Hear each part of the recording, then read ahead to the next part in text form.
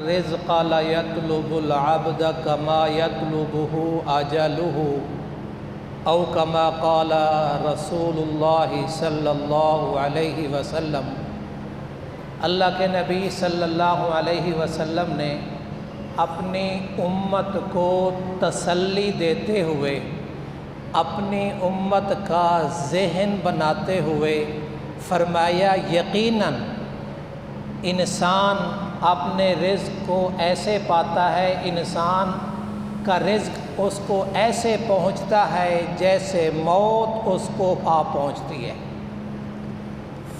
یہیں پہلی بات یہ ہے کہ دنیا کائنات میں جس مذہب سے تعلق رکھنے والا فرد ہے، موت کا کوئی نہ انکاری تھا، نہ ہے، نہ ہوگا۔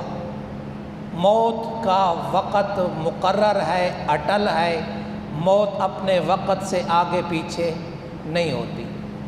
اور قرآن کہہ رہا ہے، اینما تکون یدرککم الموت، تم جہاں کہیں بھی چلے جاؤ موت تمہیں پا کے رہے گی۔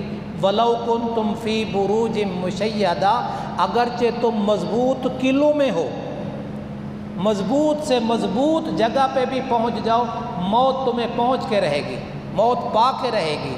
ملا علی قاری رحمۃ اللہ علیہ نے اس حدیث سے دو باتیں لکھی ہیں۔ اول یہ کہ انسان کی روزی اس کو پہنچنا ضروری اور یقینی ہے،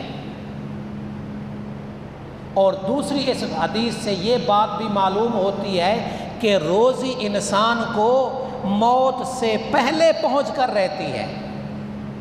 اور اس کا بھی قرآن مجید اعلان کرتا ہے، اللہ الذی خلقکم ثم رازقکم ثم یمیتکم، اللہ تعالیٰ ہی کی ذات ہے جس نے تمہیں پیدا کیا، پھر تمہیں روزی دے گا، پھر تمہیں موت دے گا۔ پہلے روزی کا تذکرہ ہے، تو اس لیے حدیث قدسی میں بھی اللہ رب العزت نے کیا فرمایا، لو ان ابن آدم ہارب من رزقہ کما یہرب الموت لادرکہ رزقہ کما یدرکہ الموت، کہ آدم کا بیٹا اپنی روزی سے اس طرح بھاگے جس طرح موت سے بھاگتا ہے، تب بھی روزی اس کو پہنچ کے رہے گی جیسے موت اس کو پہنچ کے رہتی ہے۔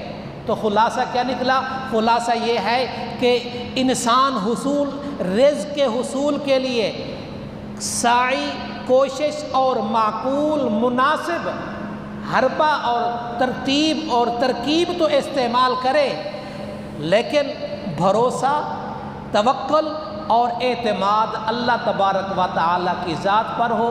رازق اللہ تعالیٰ کی ذات ہے، تو اللہ تبارک و تعالیٰ تمام مسلمانوں کی روزی کے مسائل بھی حل فرمائے، برکت والی روزی نصیب فرمائے، صحت والی زندگی نصیب فرمائے، اور اللہ تبارک و تعالیٰ تمام بیماروں کو شفا